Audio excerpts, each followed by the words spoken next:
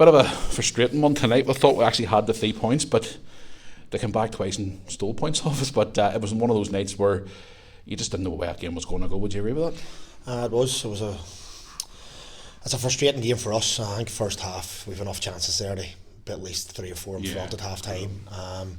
Don't put those chances away. Obviously second half they're still in the game, but they go 1 up and then 2-1 up, and then they concede so quickly after scoring both those goals. It's poor. We've switched off at a time when we need to be alert, and it's very, very disappointing. I mean, the chances we had in the first half, you just touched on there. I mean, we hit 3 or 4, we could have been up easily. I mean, we hit the post, we had ones just going wide.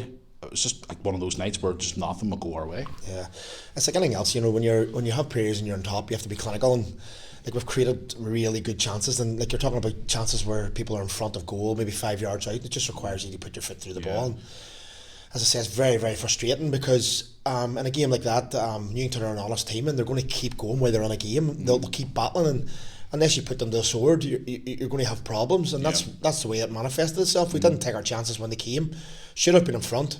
Went on at half time 0-0. That gave them a chance to compose themselves to come out in the second half, and then we've gone in front twice and conceded within a minute or 2 minutes each time. That's poor. It's players switching off at key moments. It's not seeing out the game properly. You know, we've managed the game well, and then we've gone to sleep at 2 crucial times, which has cost us.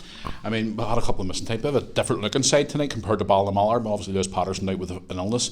Had a couple of bit of changes tonight. Was that obviously just to rest a few boys and try and get a few boys by game time, really, was it? That's it. We judge it by how the players trained, and Tuesday night there was Oshin's trained well and has probably deserved his opportunity to start there.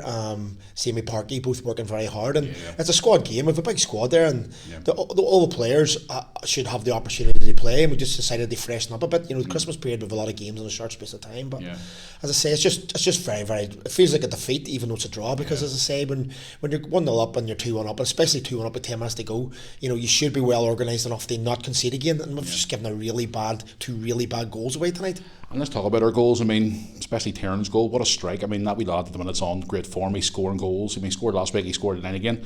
He's starting to show the potential that he has. Yeah, he's a big strong boy, and whenever Kizo brought him to the club, Kizo said this, look, once he gets himself settled in the club and settled in the side, he will be a good striker, and you can see his quality. You know, he's such a good striker of the ball, and he's a nuisance. He's big and he's strong.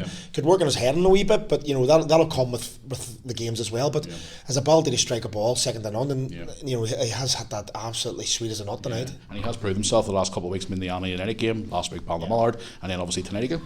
Well, he's been playing and he scored goals, you know, and he's a handful. He definitely through the middle. He never stops running and chasing, and as I say, his ability to strike a ball with very little backlift and get such power on it, you know, is super. Well, 7 points from 9. I mean, obviously it's no defeats, which is good. We're undefeated in 3 now, getting into the derby on Wednesday. I mean, look at the last time we were here against the Derby Day. It was here at Blanchflower. It was a massive game. 2 late goals. I mean, this Wednesday coming up, obviously day after Boxing Day, is going to be a massive game. We're going to have all of East Belfast here, mostly here, cheering us on. It's going to be a massive game. Finally, before you go tonight, your thoughts on the game? I mean, the boys are probably mentally prepared for a massive game like this, especially this is a busy Christmas period. Yeah, well, I say every game in this league's massive, and you know, and on their day, everybody beats everybody else. It's just a crazy league like that. But we know that obviously the Dundela game at Welders Park, we probably didn't show our true selves, and you know, Dundela have won that game.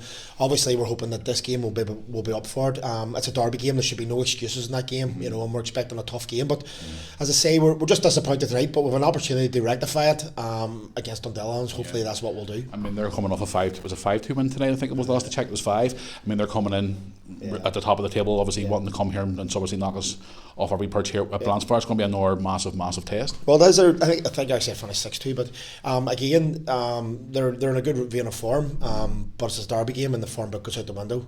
Obviously we're disappointed tonight, but we'll get back at it, and hopefully we can get a good performance in against Dundela.